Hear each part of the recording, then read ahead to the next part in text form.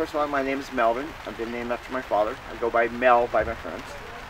I was a professional waiter for 27 years. I worked all over the state of Oregon, from everything from Roseburg to Portland. I was born and raised in this town. I am the 6th generation of males in my family. My father just recently passed away.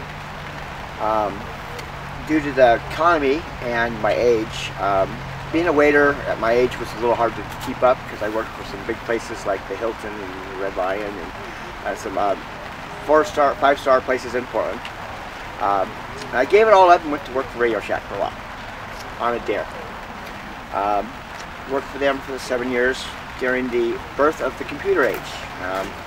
One of the things I was really amazed by was the Tandy computer, and I was able to sell a lot of their Tandy computers until they discovered that their computers could not handle demand. So I came back here down to Eugene. Was taking care of my parents for a while.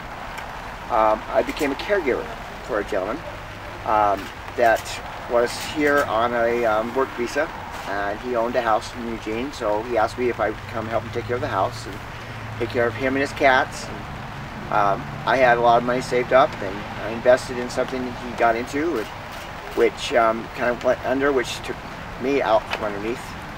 I went to go live with my sister for 3 years in Cresswell, until they lost their jobs and lost their house, and I ended up at the Mission. I'm pretty much moving really fast forward here. I was the Mission 4 years ago with their first program, and I went on to program over at the Mission, and I became one of their cooks, and I found a knack for this. I enjoyed the fact that I was cooking for homeless and I was helping people, and they had made me the Sunday cook, which kind of put me in a way that I was able to take control of the kitchen for a whole day. I meant the whole day. I cooked breakfast, lunch, and dinner that day, and I did that for almost a year and a half. And then, of course, my sister decided to come pick me up again, and I moved back in here with her a little bit longer because they pulled something out and was able to keep the house for a little longer. And then I had this really crazy idea. I was going to go back to school. So I went down to LCC and filed to see if I got a grant, and I did. I was able to get my computer specialist degree, or actually a certificate. It's a 3-year program. I got a partial arts degree right now, but during this time, my parents became very sick, and I had moved back in with them to help my mother deal with my sick father. It got to a point where we ended up putting him in a nursing home, but I was still back in my family home, and my mother wasn't doing very well. And I come from a background of, my parents did not inform us about their finances and the way they were, how they were paying their bills, how they were doing this. And I, of course, lived away. I wasn't home, and my mother was a very proud woman. She never asked for help. But she actually did towards the end of her life.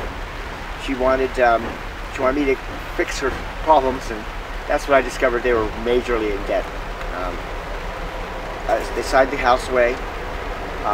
When my mom passed away, 2 years as of April this year, she left me and my sister the house. In fact, my sister had lost her house, so she had also moved back home. So me and my sister had actually moved back home. My father passed away 3 years ago on December, which hurt my mom in a way that she could not even imagine. But we always thought they would go together, and they did, pretty much. She passed away the following February. I'm still not quite over this because it really has affected both of us. I was making arrangements to turn the house over to the bank and as a mortgage. We didn't. I mean, we wanted it, but we couldn't afford what they were asking for it. It was not even half worth the thing. I was heavily in debt with student loans, no job, living with my sister, and actually that's living with my parents. But I got to the point to where I was almost giving up. I had to stop school to help take care of the situation. My sister was looking up for me to solve the problems of the family. I was not in a position of doing so. Then my house burned down. I lost all and everything that my parents were for 57 years. That hurt, but I still feel very painful. That is one of the reasons why I'm here. I did go back to the mission after that because I was definitely didn't have any place to go. I wouldn't speak to my family for a while. Recently, we just reconnected. It was a niece that burnt. Well, in my mind, I thought she burned down the house, but it turned out to be an accident. But it was caused. But the fact that I lost everything about my parents, my artwork, everything that was me, because I had just moved everything of mine into the house. And I was over at a friend's house visiting, helping them fix their computer, and turned on the news and watched my house being burned down. And not a darn thing, not a darn thing I can do about it. When that all happened, my sister moved back to her husband's place, and I moved to the mission. After I found out that the mission was not the mission that I wanted to follow anymore, because they changed their policies and the way they were handling things, I didn't feel that was right. So I spent 4 months living at the Rose Garden over here. Beautiful place, and right at the right time too, because all the roses were blooming and everything. And I heard about this vets camp here, knowing that I was a National Guardsman, and I thought maybe I can get in here. Well, I happened to have a friend that was in here that set me up with Ricardo, which is the manager of the camp, and he kept telling me that go and fill out the application and whatever I was due. So I did that, but 2 months passed. I did not get no call. Then there was an incident at the park where I was sleeping and I had my bicycle tied to my foot and my backpack was laying on my bicycle, and this guy came up and grabbed my backpack and then tried to take off my bicycle. Okay, well, he was surprised to find that the bicycle was tied to my foot. I got up to try to run after him with my backpack and forgot that the bike was on my foot and face in the mud. Wasn't a pretty time. I figured at that time I needed a safe spot to go, and I knew about these spots here, so I sat up. I came over here and camped underneath one of these trees until the vets realized that I was there. And I haven't left. I've watched this camp grow in many ways. I've been a big part of it as well, and I'm a real godly person. I go to church. I believe in God, and I believe in fate. I believe that fate has brought me to this camp to help, because by helping them, it has helped me. And I can't say I'm hurting right now, but I wish I had a little more. But the fact that I've helped so many people from this camp is really well. I am now the assistant manager of the camp. I'm not sure what that means yet, but I do keep everything running a little bit. Keep your faith. I would say keep your faith. Remember that there's always another path.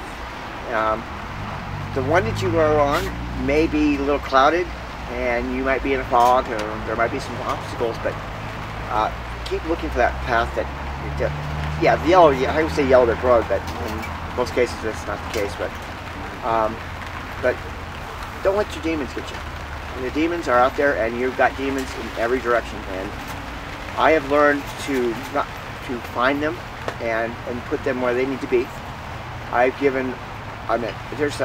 haven't fully grieved over the loss of my family and all the personal belongings that I used to take for granted.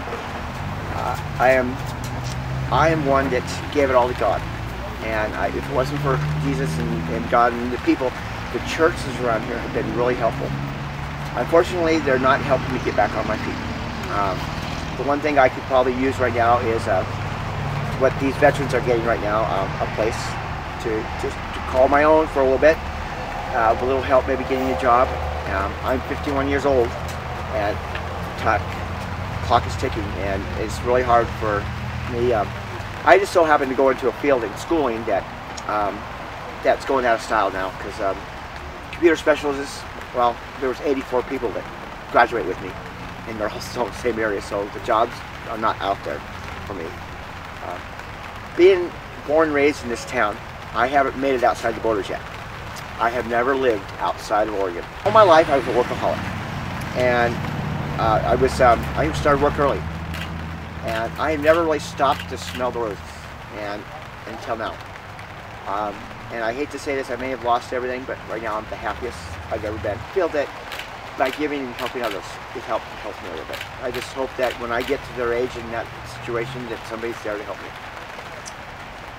I would like to go on and work for this community, the community supported shelters, as long as I can, because I really do believe in their concept, and I know that people have a fear of these FEMA camps popping up everywhere, that government's going to take over. This is not this way. No, we're not here for that. We're here to take those who are tired and weary of sleeping underneath the bridge or park and getting harassed by the police and being told they have to move every 2 weeks. We just like to give them the opportunity to prove that they would like to change. If they have a substance abuse problem, an alcohol problem, we don't deal with that. We deal with it when it comes in the camp, but not when it comes outside. But we do have ways of helping them get back on the feet. Me, for 5 years, I'm hoping that I'm still working here and somehow living in one of those Calistoga huts that my executive director builds somewhere. Maybe managing my own camp. I don't know. That would be cool. I thought about this. I would like a little more better accommodations, a little bit, but be able to work with the homeless and help those who need it the most would probably be my best bet. That's great. About 5-10 years, yeah. I'd say that would put me around retirement age.